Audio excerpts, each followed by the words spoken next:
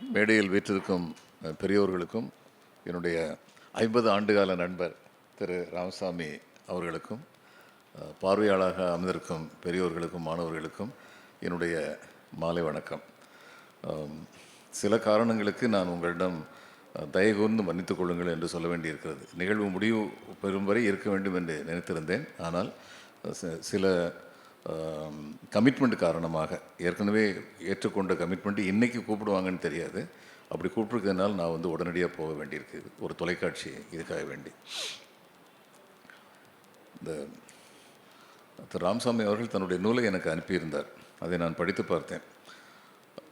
ஒரு உண்மையான லட்சிய தாகம் கொண்ட ஒரு இளைஞர், மனதளவில் இளைஞராக இருக்கும் ஒருவர் எப்படிப்பட்ட மன உளைச்சலுக்கு ஆளாவார் என்பதற்கு நான் வெளியிடுவதாக இருந்த இந்த நூல் மிகச்சிறந்த உதாரணம். நடுவில் சில பக்கங்களை காணோம் என்று கேள்விப்பட்டிருக்கோம். நடுவுக்கு பின்னால் பக்கங்களையே காணோம் என்ற ஆதங்கம் உண்மையானது தான். இதற்கு பல காரணங்கள் உண்டு. நாங்களெல்லாம் படித்த பொழுது சமூக அக்கறை உள்ளவர்களாக மாணவர்கள் இருப்பது வரவேற்கப்பட்டது. கல்லூரிகளில் மாணவர் இயக்கங்கள் இருந்தன, மாணவர் யூனியன்கள் இருந்தன, அவைகளுக்கு தேர்தல்கள் இருந்தன. பொதுவாகவே அவைகளெல்லாம் தவறு என்ற ஒரு பலத்த ஒரு பிரச்சாரம் பெற்றோர்கள் மத்தியில் இடப்பட்டது. படித்தா ஒழுங்காக படிக்கணும், படிச்சுட்டு வேலையை பார்க்க போகணும், சம்பாதிக்க போகணும், அதை விட கண்டதை கழியதை எதுக்கு யோசிச்சுக்கிட்டு இருக்கணும் அப்படிங்கிற மனப்பான்மை உருவாக்கப்பட்டது.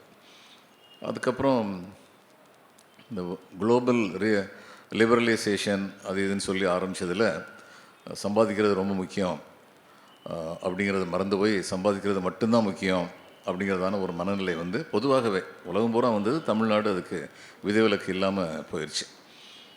ஒரு காலத்தில் எனக்கு ஜட்ஜாக இருந்த ஒருத்தர், டிஸ்ட்ரிக்ட் ஜட்ஜாக இருந்துட்டு பிறகு ஹைகோர்ட்டில் ரிஜிஸ்டராக இருந்த ஒரு பெரியவர் என்கிட்ட சொன்னார், இந்த செஷன் ஜட்ஜ் ஆன உடனே என்னுடைய சக தோழர்கள் என்ன சொல்லுவாங்கன்னா, இது வரைக்கும் 7 வருஷம்தான் கொடுக்க முடியும், இன்றைக்கி நான் மரண தண்டனையே கொடுக்க முடியும் அப்படின்னு பேசுகிறத கேள்விப்பட்டிருக்கேன். அப்போ என்னுடைய திறமையினுடைய அளவுகோல் எதுவாக இருக்குது? ஒருத்தனை சாகடிக்கிற வரைக்கும் எனக்கு திறமை வந்துருச்சுன்னா இருக்கணுமா? அப்படி இருக்கக்கூடாது. இது வரைக்கும் 7 ஆண்டு வரை சிறை தண்டனை கொடுக்கக்கூடிய ஒரு ஆற்றல், ஒரு அதிகாரம் எனக்கு இருந்ததென்றால் அந்த தண்டனைக்கு உண்மையிலேயே உரியவராவாரா என்பதனை நுணுகி பார்க்க வேண்டிய கடமை எனக்கு இருக்கிறது அப்படின்னு யோசிச்சிருக்கணும். அதே மாதிரி மரண தண்டனை விஷயத்துலையும் அதே மாதிரி தான் யோசிச்சிருக்கணும். இந்த positive thinking, out of box thinking குறைஞ்சிக்கிட்டே போகுது அப்படின்னு வருத்தப்பட்டார். பொதுவாக சமுதாயத்தில் எல்லா இடத்துலையுமே இது குறைஞ்சிக்கிட்டு போகுது அப்படிங்கிறது உண்மைதான். ஆனால் திரு ராமசாமி போன்ற லட்சிய நோக்கு குன்றாத இளைஞர்கள் இருக்கும் வரை, வயதில் இளைஞர்களை உருவாக்கும் அவருடைய முயற்சி தொடரும் வரை இவைகள் தொடர்ந்து கொண்டு தான் இருக்கும். இவர் எப்போயுமே குடத்திலிட்ட விளக்காகத்தான் இருப்பார். இவரை பற்றி எல்லாருக்கும் தெரியும். இந்த குடத்திலிட்ட விளக்கை குன்றுக்கு மேலே வைக்கிற ஒரு முயற்சி ஒன்று நடந்துச்சு. அந்த முயற்சி நடந்த உடனே விளக்கு அந்த தூரத்துக்கு போனோடனே விளக்குக்கு அங்கே உள்ள காற்று சுழற்சி பிடிக்கலை. எனக்கு பெரிய இடத்துல இருக்கேன்னா சின்ன இடத்துல இருக்காங்க முக்கியம் இல்லை, என் வேலை தான் முக்கியம்னு சொல்லிட்டு மறுபடியும் குடத்துக்குள்ளே வந்துடுச்சு. இது விளக்குக்கு கிடைத்த பெருமை, நம்முடைய நாட்டு நிலவரத்துக்கு கிடைத்த சிறுமை. இதுதான் உண்மை. இந்த நூல்லையும் சரி, அடுத்து பல காலங்கள்லேயும் சரி, பல விஷயங்கள்லையும் சரி, தொடர்ந்து பெரியாரை பற்றி திரு ராமசாமி அவர்கள் உரையாற்றுகிறார், நாடகங்களில் நடிக்கிறார், விவாதங்களில் பங்கு கொள்கிறார். அப்படின்னா இது பெரியாரை பற்றி பேசுறது ரொம்ப அப்ரோப்ரியேட்டாக இருக்கும். எதனால் இப்போ பல சமயங்களில் பெரியாரை பற்றி பேசும்பொழுது சில பெரியவர்கள் சரியான முறையில் சொல்லுவாங்க, அவர் காங்கிரஸில் இருந்தார், நீதி கட்சி தான் முதல்ல இந்த மாதிரி சீர்திருத்தங்களெல்லாம் கொண்டு வந்துச்சுங்கிறத மறந்துடாதீங்க, நீதி கட்சி கொடுக்க வேண்டிய கிரெடிட்டை கொடுங்க அப்படின்னு சொல்லி கேட்பாங்க. இது உண்மைதான். மதிய உணவு திட்டத்தை கூட முதல்ல நீதி கட்சி தான் துவங்கி வச்சாங்க. இந்த ரிசர்வேஷன் இன் ஜாப்ஸ் அப்படிங்கிறது நீதி கட்சி தான் துவங்கி வச்சாங்க. இதில் சந்தேகம் இல்லை. அப்போ இவருக்கு என்ன அதை விட பெரிய பெருமை எதனால் இருக்கணும், எதுக்காக கொடுக்கணும் அப்படின்னா, அது காரணம் என்னென்னா, நீதி கட்சியில் பெரியவங்களாக இருந்தவங்க எல்லாருமே பெரிய தனவந்தர்களாக இருந்தாங்க, பெரிய பணக்காரர்கள், ஜமீன்தார்கள், அரச குடும்பத்தை சேர்ந்தவர்கள். இவங்கள்லாம் எல்லோரும் என்ன சொல்கிறாங்க, அவங்க யாருக்காக பாடுபட்டாங்க, ஏழைகளுக்காக பாடுபட்டாங்க. அப்போ அது சிறப்பான விஷயம் தானே? கண்டிப்பாக சிறப்பான விஷயந்தான். ஆனால் அதில் ஒரு வெஸ்டட் இன்ட்ரெஸ்ட் இருந்தது.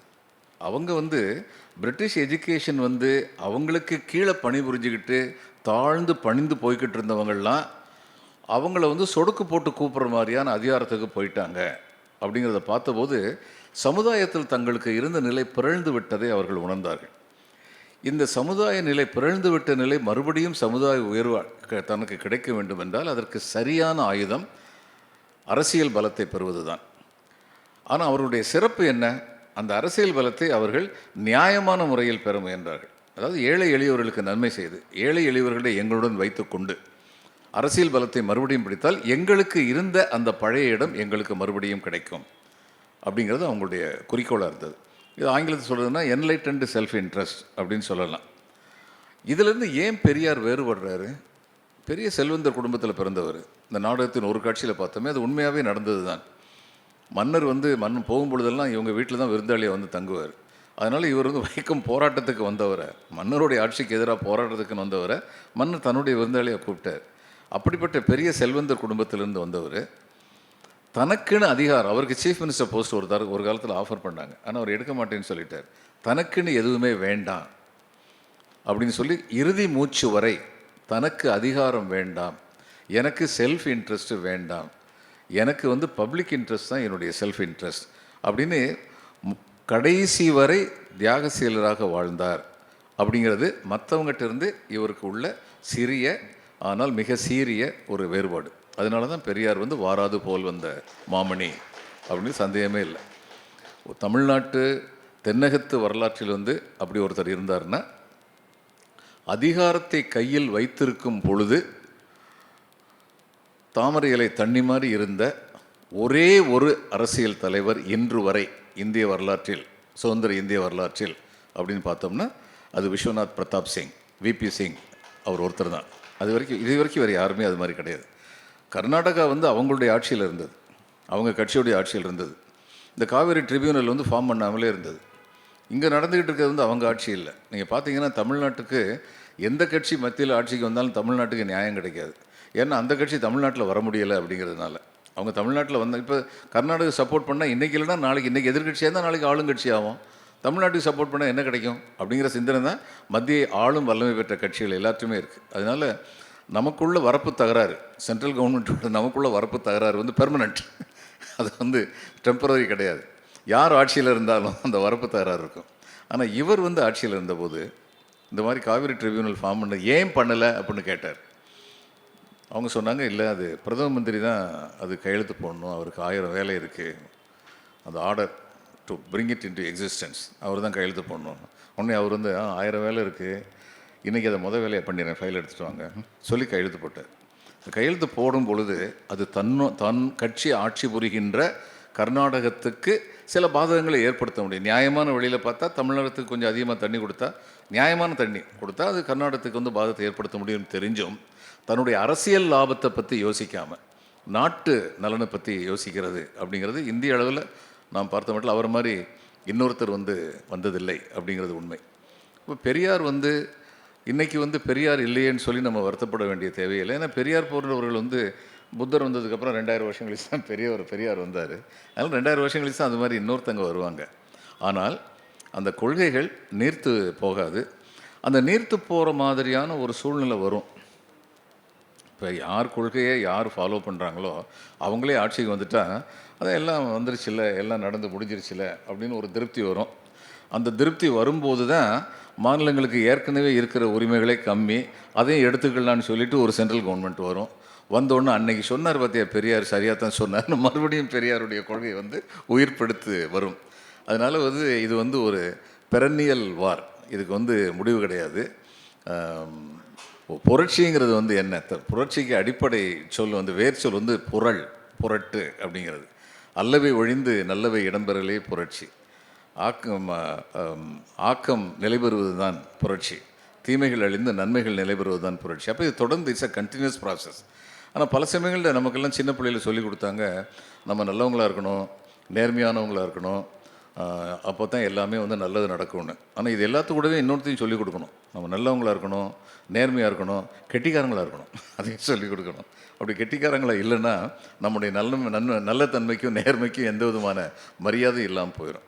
அதில் தான் பெரியார் வந்து தனித்து நின்றார். He ஃபாட் rudely and at times குரூட்லி, கொஞ்சம் கூட தயங்காமல் அவர் வந்து போரிட்டார் அப்படிங்கிறது ரொம்ப பெரிய விஷயம். நான் வந்து இதில் ஃபெட்னான்னு ஒரு அமைப்பு அமெரிக்காவில், federation of Tamil associations of North America அப்படின்னு, அவங்க ஒரு உலகத்தமிழ் ஆராய்ச்சி மாநாட்டை நடத்தி காமிச்சாங்க. அவங்க வந்து சில வருடங்கள் என்னை அங்கே வந்து இந்த வருஷம் என்னை அழைச்சிருக்காங்க. போயிருந்த பொழுது ஹார்வர்டு யூனிவர்சிட்டிக்கு போயிருந்தபோது அங்கே ஒரு ஆங்கிலேய மாணவர் ஒருத்தர் வந்து பெரியாரை பற்றி ரிசர்ச் பண்ணிக்கிட்டு இருந்தார். அவர் வந்து சொன்னார், நான் முதல்ல பெரியாரை பற்றி எனக்கு ஆர்வம் வந்தது காரணம் கௌதம புத்தருக்கு அப்புறம் 2000 வருஷம் கழிச்சு இப்படிப்பட்ட ஒரு சமூக புரட்சி நடத்தி காட்டினவர் இவர் தான் சொல்லி நான் படித்தேன். அதனால் எனக்கு ஆர்வம் வந்துச்சு. அதுக்கப்புறம் படிக்கும் போதெல்லாம் தெரியுது நிஜம்தான் அவர் அந்த சமூக புரட்சியை நடத்தி காமிச்சிருக்காருன்னு. ஆனால் அவர் சமகாலத்தில் அவரை பற்றி பத்திரிகையிலேயே அதிகமாக செய்தி வந்ததே இல்லையே, ஏன் அப்படின்னு என்னைய கேட்டார். நான் சொன்னேன், உங்களுடைய ஸ்டேட்மெண்ட்லேயே கேள்விக்கான பதில் இருக்குது.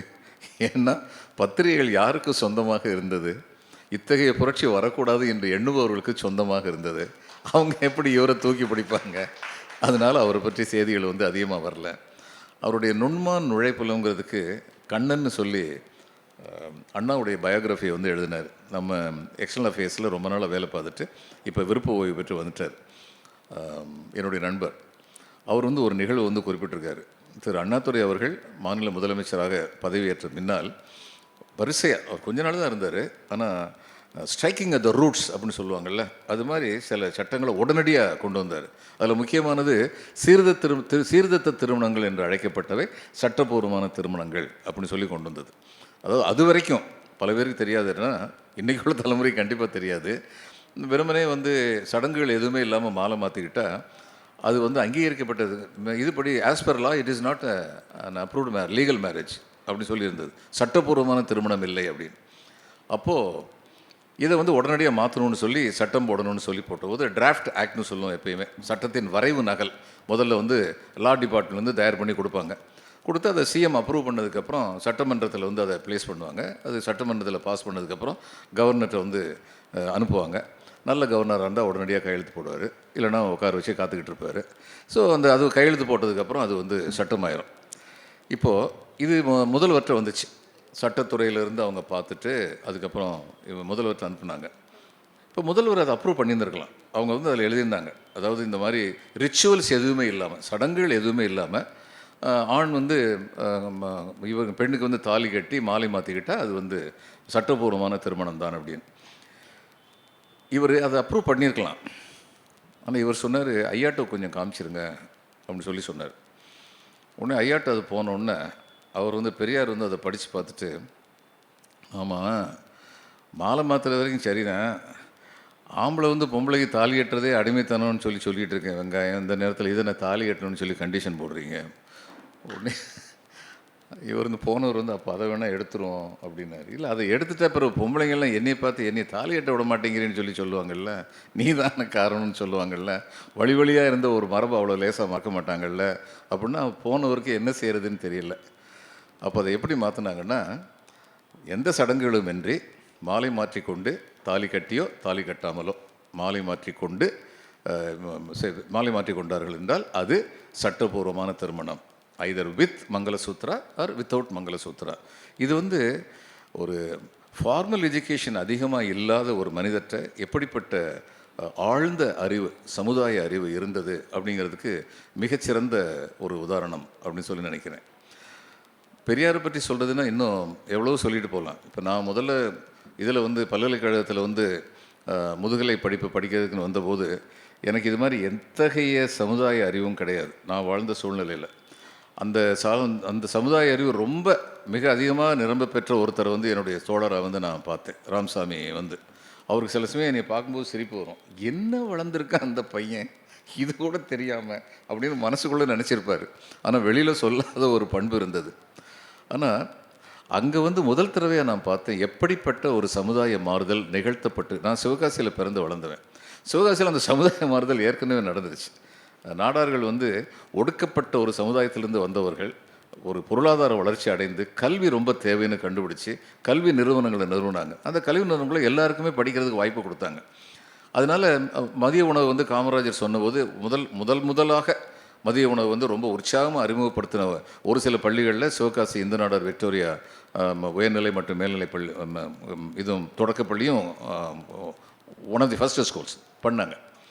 அதனால் அங்கே வந்து இந்த மாதிரி ஒரு சமுதாய போராட்டம், சூழ்ச்சி, புரட்சி இதெல்லாம் பற்றி தெரிஞ்சிக்க வேண்டிய தேவையோ தெரிஞ்சிக்க வேண்டிய சூழ்நிலையோ எனக்கு இருந்ததில்லை. Every thing was available automatically அப்படின்னு. ஆனால் இங்கே வந்ததுக்கப்புறம் இவர்கிட்ட பேசி, இவரை பாரில் இன்னும் சில மாணவர்கள்ட்ட பேசி நேர பார்க்கும்போது எந்த அளவுக்கு ஒரு அரசு திட்டமிட்டு சமுதாய உயர்வுக்காக வந்து பாடுபடுறாங்க. இந்த இன்டகிரேட்டட் க்ரோத் தமிழ்நாட்டுக்கு இப்போ நம்மளாம் தமிழ்நாட்டில் இருக்கோம். நான் மற்ற மாநிலங்களில் பணிபுரிஞ்சிருக்கேன், மேற்கு வங்கத்தில் பணிபுரிஞ்சிருக்கேன், ஒன்றிய அரசில் இருந்தபோது எல்லா மாநிலங்களுக்கும் போயிருக்கேன்.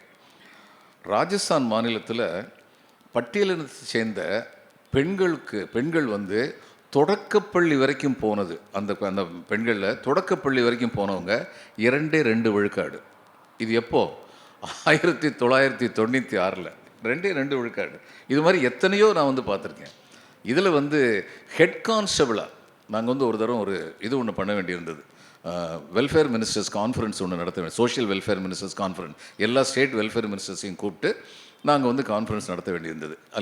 அனைத்து இந்திய அளவில் அதுக்கான அஜெண்டா தயார் பண்ணுறது என்னுடைய பொறுப்பாக இருந்தது. அப்போ அந்நேரம் அந்த ராஜஸ்தான் கவர்மெண்ட்டுக்கு ரெக்கமெண்ட் பண்ணோம், நீங்கள் வந்து படிப்புக்கு அனுப்புனா நாங்கள் தானியம் கொடுப்போம்னு சொல்லுங்கள், வீட்டு கொடுப்போம், கோதுமை கொடுப்போம்னு சொல்லுங்கள், அதனால் குழந்தைங்க வந்து படிக்கிறது போட்டோம் அப்படின்னு சொல்லி அந்நேரம் நாங்கள் வந்து ரெக்கமெண்ட் பண்ணோம். அதை அவங்க கொஞ்ச நாள் அமல்படுத்தினாங்க, தொடர்ந்து பண்ணாங்களான்னு சொல்லி தெரியாது. இன்னொன்று கேட்டால் உங்களுக்கு வந்து இப்படியெல்லாம் நடந்ததா அப்படின்னு சொல்லிட்டு பதட்டமாக இருக்கும். ஒரு ஹெட் கான்ஸ்டபிள் பட்டியலினத்தை சேர்ந்தவர், அவரும் சாதாரண வேலையில் இல்லை, இதிலெல்லாம் வில்லேஜிலெல்லாம் வந்து இந்த போலீஸ் யூனிஃபார்முக்கு இருக்க மரியாதை வேறு எதுக்குமே கிடையாது. நான் ஒரு தரம் இந்த ஏழைகளுக்கு கிராமின் பேங்க்லேருந்து லோன் கொடுக்கறதுக்கு லோன் கொடுக்காமல் இருந்தாங்க. ஒரு குறிப்பிட்ட கிராமத்திலேருந்து லோன் அப்ளிகேஷன் வரவே இல்லை. உடனே அது என்னன்னு சொல்லி பார்க்குறதுக்காக போனேன். அசோக்னு சொல்லி என்னுடைய செக்யூரிட்டி கார்டு வந்து யூனிஃபார்மில் என் கூட வந்துக்கிட்டு இருந்தார். அப்போ நாங்கள் போனபோது அந்த கிராம தலைவர் வந்து அசோக்கை பார்த்தோன்னே ஐயா வணக்கம் அப்படின்னாரு. அவர் வந்து கொஞ்சம் எம்பரஸ், ஏன்னா நான் பக்கத்தில் சப் கலெக்டர் நின்றுட்டுருக்கேன், அவர் என்னுடைய கான்ஸ்டபிள், அவர் அந்த இவர்கிட்ட வந்து சப் கலெக்டர் வந்திருக்காரு அப்படின்னாரு. என்னையை காட்டினார். உடனே கிராம தலைவர் வந்து அப்படியா நமஸ்காரம் அப்படின்ட்டு அசோகை பார்த்து ஐயா நீங்கள் உட்காருங்க அப்படின்னு சொல்லி சொன்னேன். அந்த அந்த மரியாதை வந்து காவல்துறைக்கு யூனிஃபார்முக்கு வந்து உண்டு. இப்போது ஹெட் கான்ஸ்டபிளுக்கு அந்த மரியாதை தான் இருக்கும் ஒரு வில்லேஜில். அவர் பட்டியலத்தை சேர்ந்தவர். மழைக்கு வந்து கோயிலில் வந்து ஒதுங்கியிருக்கார். பலத மழை இருந்திருக்கு, கோயில் தான் பக்கத்தில் வந்து பக்கா பில்டிங், அதுக்கு ஒதுங்கியிருக்காரு. அவரை தீ வச்சு எரிச்சிட்டாங்க. இது என்றைக்கும் நடந்ததில்லை. இதெல்லாம் வந்து இந்த late 80s R early 90s யூபியில் நடந்தது. இந்த இன்சிடெண்ட்டை நான் வந்து ரெக்கார்ட் பண்ணி போட்டபோது இன்னொரு வேடிக்கை என்னென்னா, அங்கே இருந்த இன்னொரு அதிகாரி சரி இதெல்லாம் வந்து போடணுமான்னு கேட்டார். நான் இதெல்லாம் கண்டிப்பாக போடணும், இதை போடாமல் எதை போடுவோம் அப்படின்னு சொல்லி சொன்னேன்.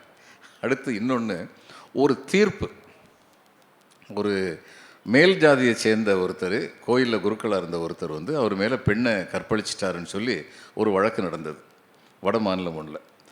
அந்த வழக்கில் தீர்ப்பு எழுதி நீதி, அவர் கற்பழிக்கலைன்னு சொல்லிட்டு போட்டோம், சாட்சியங்களை வைத்து நான் கண்டுபிடித்திருக்கேன், அவர் கற்பழிக்கவில்லைன்னு சொல்லிட்டு போட்டோம். முதல்ல இந்த கற்புங்கிற வார்த்தையே எனக்கு உடன்பாடு கிடையாது. அந்நேரம் கற்பழிப்புங்கிறது அந்நேரம் அந்த வேர்டு தான் யூஸில் இருந்தது.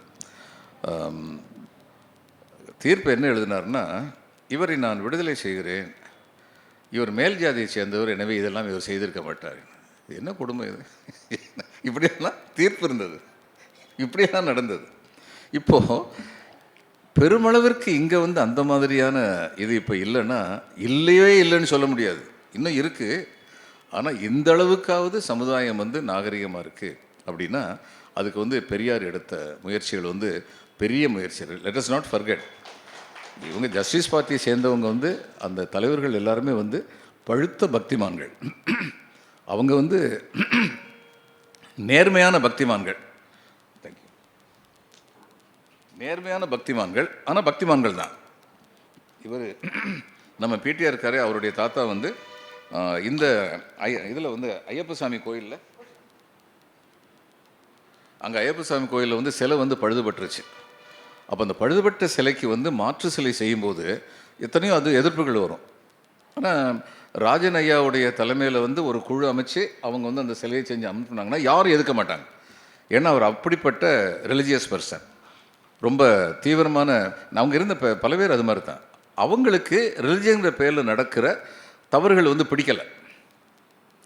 இந்த கோயில்கள்லாம் வந்து இந்த ஹிந்து அறநிலையத்துறை வந்தது வந்து ஜஸ்டிஸ் பார்ட்டியுடைய முன்னெடுப்புனால வந்தது. ஏன்னா கோயிலில் வந்து நிறையா தவறுகள் நடக்குது அப்படின்னு சொன்னது வந்து கோயில்கள் மேலே நம்பிக்கை உள்ளவங்க.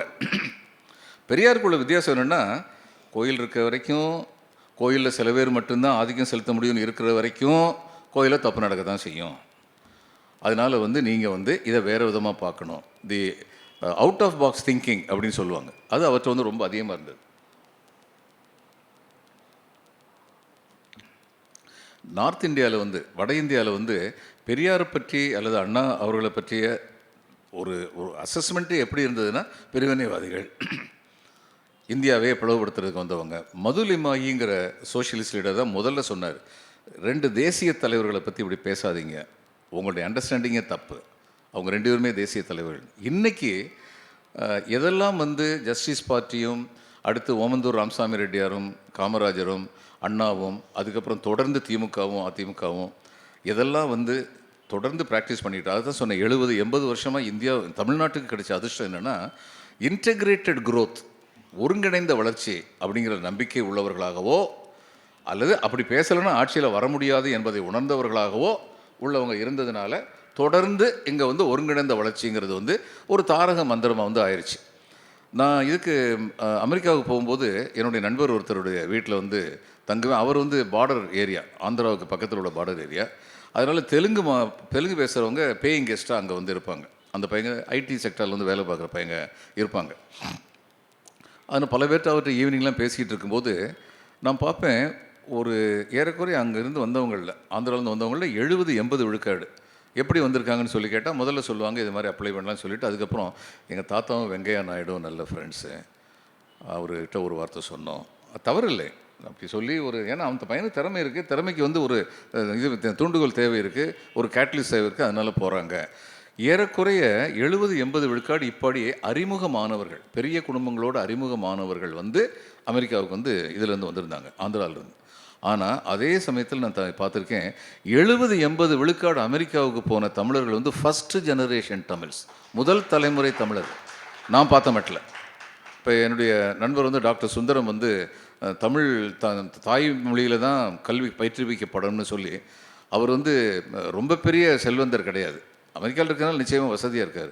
ஆனால் தன்னுடைய வசதிக்கு மீறி, தன்னுடைய செல்வத்துக்கு மீறி இது வரைக்கும் 50-60 லட்ச ரூபா கொடுத்துருப்பார். வரும்பொழுதெல்லாம் வந்து தாய்மொழி கல்வி எங்கே பயிற்றுவிக்கிறாங்களோ அங்கே வந்து நான் வந்து பணம் செலவழிக்கிறேன்னு சொல்லி கொடுப்பார்.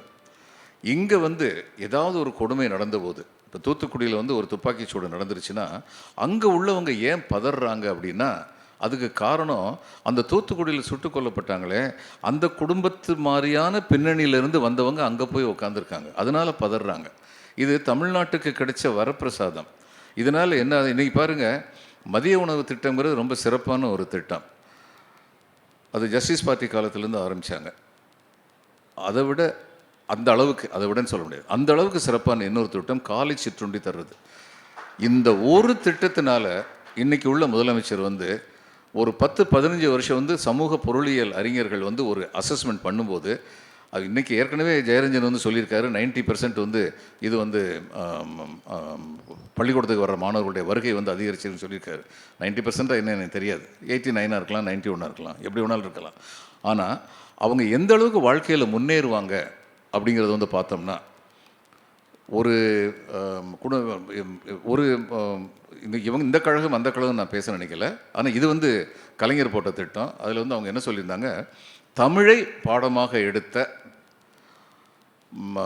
மாவட்ட அளவில் முதல் மாணவர் அல்லது மாணவியாக தேர்ந்தெடுக்கப்பட்ட அந்த குழந்தைக்கு முழு கல்லூரி செலவும் அரசு ஏற்கும் அப்படின்னு சொல்லி ஒரு திட்டம் இருக்குது.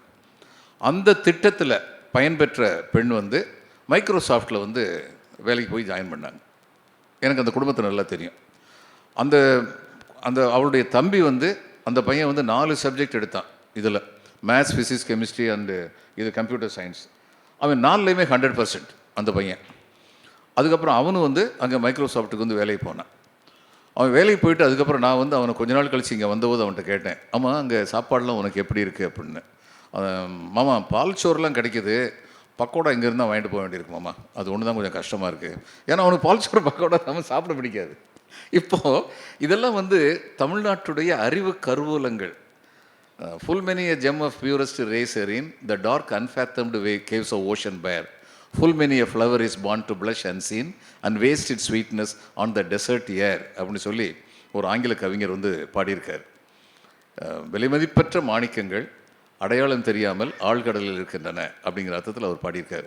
அது மாதிரி ஆழ்கடலில் இருந்த செல்வங்கள்லாம் வந்து இன்றைக்கி மேலே வந்திருக்காங்க. அப்படிங்கிறனா இது எல்லாத்துக்கும் எந்த விதமான தன்னலமுமே இல்லாமல் கடைசி வரை தன் கடைசி மூச்சு வரை பாடுபட்ட ஒருவர் இருந்தார் அப்படிங்கிறது அடிப்படை காரணம்.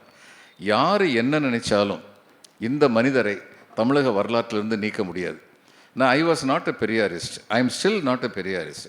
எனக்கு வந்து அட்மினிஸ்ட்ரேஷனில் இருந்தாலும் எனக்கு ஹியூமனிசம் தெரியும். ஏன்னா ஹியூமனிசம் தெரியணும், இல்லைனா ஒருத்தர் வந்து நல்ல நிர்வாகியாக இருக்க முடியாது.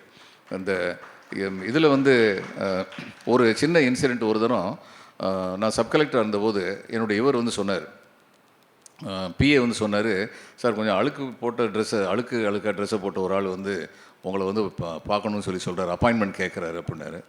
ஏன்னா அப்பாயின்மெண்ட் எதுக்கு? ஏன்னா எப்பயுமே 10லேருந்து 11 மணி வரைக்கும் விசிட்டர்ஸ் டைம்னு வச்சுருந்தேன். அந்நேரம் யார் வேணாலும் வரலாமே, இவரையே அப்பாயின்மெண்ட் கேட்குறாரு அப்படின்னு. அதுக்கு அவர் வந்து சொன்னார், இல்லை சார், அவர் சொல்கிறாரு அப்பாயின்மெண்ட் இல்லைன்னா அது பிரீச் ஆஃப் ப்ரோட்டோக்காலாக இருக்குங்கிறாரு சார் அப்படின்னாரு. யார் இந்த ஆள் அப்படின்னு சொல்லிட்டு நாளைக்கு காலையில் வர சொல்லுங்கள். அவர் வந்த உடனே என்னை பார்த்தோன்னு சொல்லி, அழுக்காலாம் ஒன்றும் இல்லை, ரொம்ப கொஞ்சம் லேசாக கிழிசல் இருந்தது, சுத்தமான உடையத்தை அணிஞ்சிருந்தார், ரொம்ப எளிமையான மனிதர். இப்படி அட்டென்ஷனுக்கு வந்தார். உடனே நீங்கள் யாருன்னு சொல்லி கேட்டால், நான் இராணுவத்தில் வேலை பார்த்தேன் சார், எனக்கு வந்து இராணுவத்தில் வேலை பார்த்ததுக்கு நிலத்துக்கு முன்னுரிமை கொடுக்குறாங்க அவங்களுக்கு உங்கள் அரசாங்கத்தில் சொல்லி கேள்விப்பட்டேன். நான் இந்த ஊருக்காரன், சுத்திங்கிற ஊரை சேர்ந்தவன், நான் வந்து அப்ளை பண்ணியிருந்தேன். ஆனால் ஜமீன்தாருடைய நிலத்தை வந்து அரசாங்கம் கையகப்படுத்திடுச்சு அப்படின்னு சொல்லி நான் கேள்விப்பட்டேன் நில உச்சவரம்பு சட்டத்தில். ஆனால் தாசில்தார் வந்து இன்னும் ஜமீன்தார்கிட்ட தான் இருக்குதுன்னு சொல்லி சொல்கிறார் சார், எனக்கு நிலம் கொடுக்க மாட்டேங்கிறாங்க. உடனே நான் வந்து சீனியர் தாசில்தார்கிட்ட அந்த ஏரியாலாம் கேட்டு, இது எந்த ஏரியாவில் இருக்குதுன்னு கொஞ்சம் விசாரிங்க, அது என்ன ஜமீன்தார்கிட்ட தான் இன்னும் இருக்கா இல்லை நம்ம கைக்கு வந்துருச்சா? அவர் செக் பண்ணி, இல்லை சார் அது நம்ம கைக்கு வந்துருச்சு, தாசில்தார் ஏதோ குழப்பத்தில் இருக்கார். உடனே நான் வந்து எங்கள் வெஸ்ட் பெங்காலில் வந்து சப் கலெக்டர் நினச்சா டக்குன்னு பட்டா கொடுக்க முடியாது.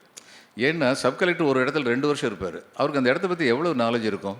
அதனால் அவங்க என்ன பண்ணியிருந்தாங்க, ஒவ்வொரு பஞ்சாயத்து சமிதியிலையும் இது ஜமி ஸ்தாயி சமிதி, ஸ்டாண்டிங் கமிட்டி ஃபார் லேண்ட் அப்படின்னு ஒரு ஸ்தாயி சமிதி இருக்கும், ஸ்டாண்டிங் கமிட்டி. அவங்க வந்து யார் யாருக்கெல்லாம் நிலம் கொடுக்கணும் அப்படின்னு சொல்லி ரெக்கமெண்ட் பண்ணுவாங்க. எங்கள் ஸ்டேட்டில் வந்து நிலமில்லாத ஏழைக்கு வந்து நிலம் கொடுக்கறதுங்கிறது சட்டம் கிடையாது. நிலமில்லாத ஏழை அத்தனை பேர் இருக்கலாம். நிலமில்லாத ஏழை விவசாய தொழிலாளிக்கு தான் நிலத்தை கொடுக்க முடியும், மற்றவங்களுக்கு கொடுக்க முடியாது. அப்போ இது எல்லா கேட்டகரியிலையும் இவர் வந்து பொருந்துறாருன்னு சொல்லி பார்த்தா, அப்போ இந்த ஸ்தாயி சமிதி ரெக்கமெண்ட் பண்ணும்போது அவங்க ரெக்கமெண்டேஷன் நாங்கள் உடனடி எடுத்து கையெழுத்து போட மாட்டோம். அந்த சட்டப்படி இவங்க ரெக்கமெண்ட் பண்ண ஒவ்வொருத்தரும் நிலமில்லாத ஏழை விவசாய தொழிலாளியா அப்படின்னு பார்த்துட்டு அதுக்கப்புறம் தான் கையெழுத்து போடுவோம். அப்போ இவருக்கு வந்து அந்த மாதிரி ஒன்றுமே வரலைங்கிறதுனால நான் வந்து ஒரு டிஓ லெட்டர் வந்து அந்த பஞ்சாயத்து சமிதி பிரசிடெண்ட்டுக்கும் பிடிஓவுக்கும் 2 பேருக்களையும் வெக்கமாக இல்லையா நமக்கு, இந்த மாதிரி இந்த ஆள் வந்து 65லையும் 1965லையும் 1971லையும் இந்திய இராணுவத்திலேருந்து நம்ம நாட்டுக்காக ரத்தத்தை கொடுத்தேங்கிறாரு, இவருக்கு நிலம் கொடுக்காமல் வச்சுருந்தா நம்ம என்ன பண்ணிக்கிட்டு இருக்கோம் இங்கே அப்படின்னு உடனடியாக வந்து ரொம்ப வேகமாக காரியம் நடந்துச்சு. நான் இவர்கிட்ட ஒரு கேள்வி கேட்டேன். அதுக்கு முன்னாடி என் மனசில் இன்றைக்கி வரைக்கும் அவர் கொடுத்த பதில் தான் நினைவு இருக்குது. நான் அவர்கிட்ட கேட்டேன், நீங்கள் வந்து இராணுவத்தில் இருந்தேன்னு சொல்கிறீங்க, ஜமீன்தார் ஆளுங்கள்லாம் அந்த நிலத்தில் வந்து ஜபர்தஸ்து பண்ணி விவசாயம் பண்ணிகிட்டு இருக்காங்கன்னு சொல்கிறீங்க. எங்கள் ஸ்டேட்டில் இன்னொரு சட்டமும் இருக்குது, நிலமில்லாத ஏழை விவசாய தொழிலாளி அரசு நிலத்தை ஆக்கிரமிப்பு செய்து விவசாயம் செய்து கொண்டிருந்தால், ஆக்கிரமிப்பு செய்த அந்த நிலத்தில் எந்த உச்சவரமும் நம்ம வச்சுருக்கோமோ 1 ஏக்கர், அந்த 1 ஏக்கர் வரை அவருக்கே கொடுக்கணும்னு சொல்லி எங்கள் சட்டம் இருக்குது. உங்களுக்கு தெரியாதா?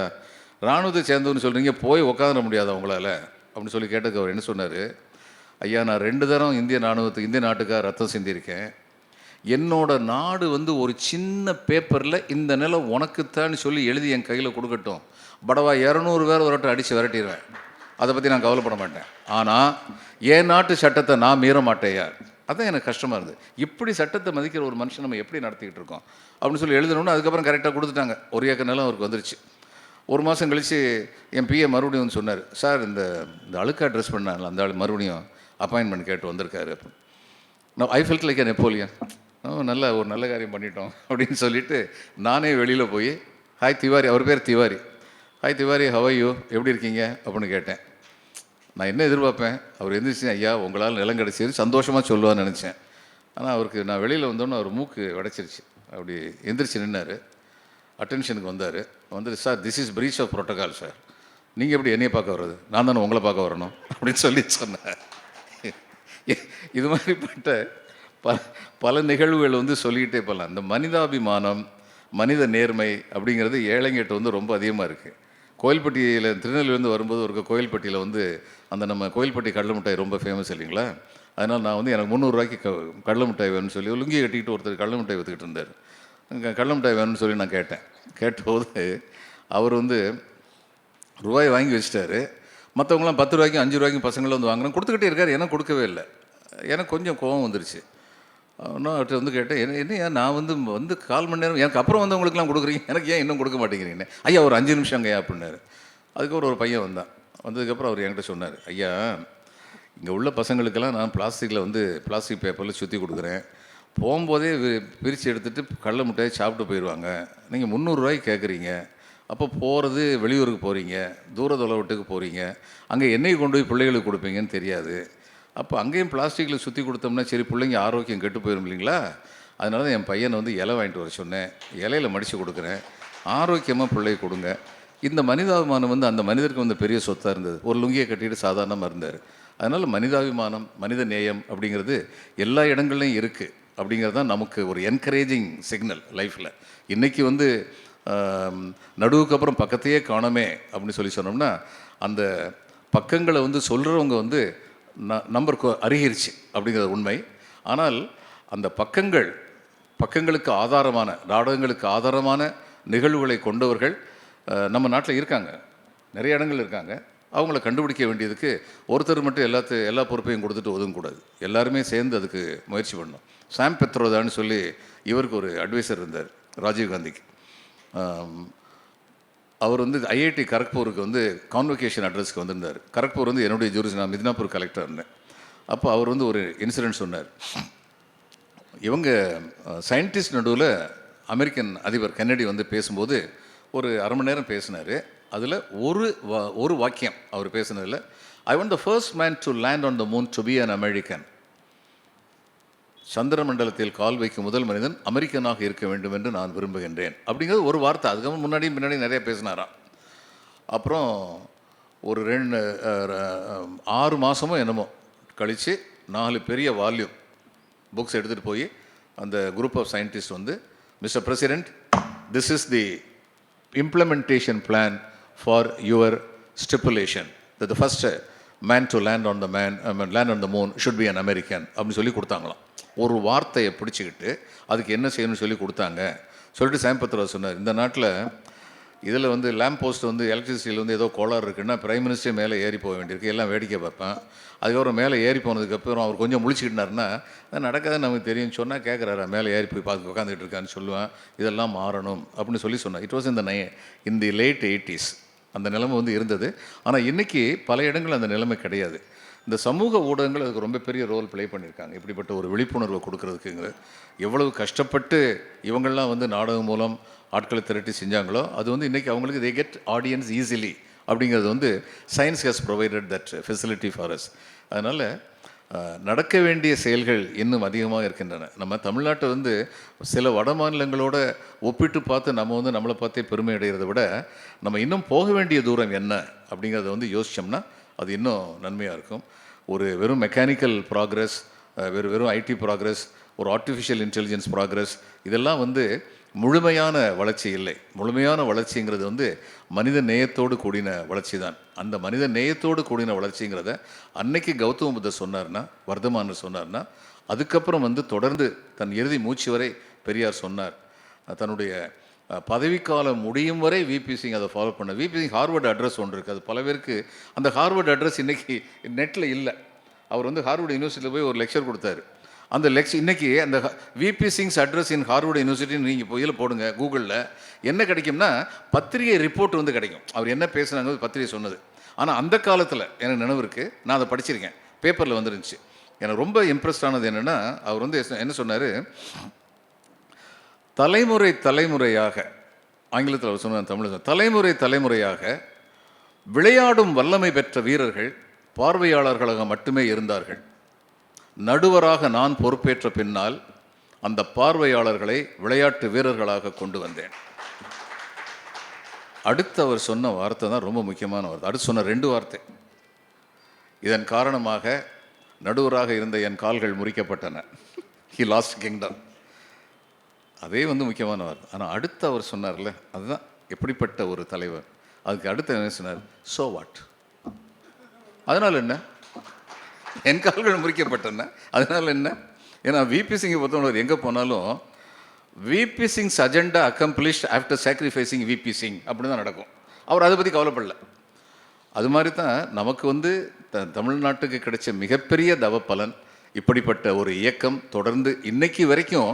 அந்த இயக்கம் இன்னைக்கு அந்த இயக்கத்தை ஃபாலோ பண்ணுறதா சொல்லிக்கிட்டு இருக்கவங்களை எத்தனை பேர் எப்படி ஃபாலோ பண்ணுறாங்க அப்படிங்கிறதெல்லாம் ஆழ்ந்த சிந்தனைக்கு உரியது அப்படிங்கிறதுல சந்தேகமே கிடையாது. பெரியாருக்கு பெரியார் அவருக்கு எதிர் துருவம் அந்த ராஜாஜி அல்லது காமராஜர் அல்லது பெரியாருடைய சீடர் அந்த அண்ணா, இவங்க எல்லாருக்கும் இருந்த ரொம்ப பெரிய வலிமை என்னென்னா அந்த தன்னளவிலான நேர்மை. அந்த நேர்மையினால தான் யாருக்குமே பயப்படாமல் அவங்களால இருக்க முடிஞ்சது. அந்த நேர்மை சந்தேகிக்கப்பட்டால், அந்த நேர்மை இல்லை என்று நிரூபிக்கப்பட்டால், அடுத்து எதிர்ப்பாளர்கள் என்ன செய்வாங்க, இந்த நேர்மையின்மைக்கு காரணமே பெரியாரிசன் தான் அப்படின்னு சொல்லி கொண்டு போயிடுவாங்க. அப்படிப்பட்ட ஒரு விபத்து நடக்க முடியும். அதனால் அரசியலில் பொது வாழ்வில் தூய்மையை நிலைநிறுத்தியவர், மனிதநேயத்தை நிலைநிறுத்தியவர் அப்படிங்கிற 2ஐயும் மனசில் வச்சு இன்றைக்கி அவரை பின்பற்றுவதாக சொல்கிறவங்க அத்தனை பேரும் நடந்தால் தமிழகம் தொடர்ந்து எந்த பாதையில் பயணத்தை துவங்கியதோ அந்த பாதையில் தொடர்ந்து செல்வோம். இன்னும் செல்ல வேண்டிய தூரம். இவருடைய பொயட்ரி ராபர்ட் ஃப்ராஸ்டோடைய பொயட்ரி ஜவஹர்லால் நேரு தன்னுடைய பெட் சைடில் வச்சுருந்தார். The woods are lovely, dark and deep, but I have promises to keep, and miles to go before I sleep, and miles to go before I sleep அப்படின்னு சொன்னார். அதுபோல் நம்ம செல்ல வேண்டிய பயணம் ரொம்ப பெரிய பயணம். ஆனால் அதை பற்றி கவலைப்பட வேண்டியதில்லை. பயணம் துவங்கப்பட்டு விட்டது, தொடர்ந்து கொண்டிருக்கிறது, இன்னும் தொடர்ந்து நடக்க வேண்டும் என்ற உறுதியை இளைய சமுதாயத்துக்கு விவரமாக சொல்லணும். அது ரொம்ப முக்கியம். அப்படி சொல்லிட்டோம்னா இது செயினாக இருக்கும், தொடர் சங்கிலியாக இருக்கும் என்று கூறி இந்த அருமையான ஒரு வாய்ப்பை எனக்கு அளித்ததற்காக நண்பர் ராமசாமிக்கும் உங்களுக்கும் நன்றி கூறி அமைகிறேன். வணக்கம்.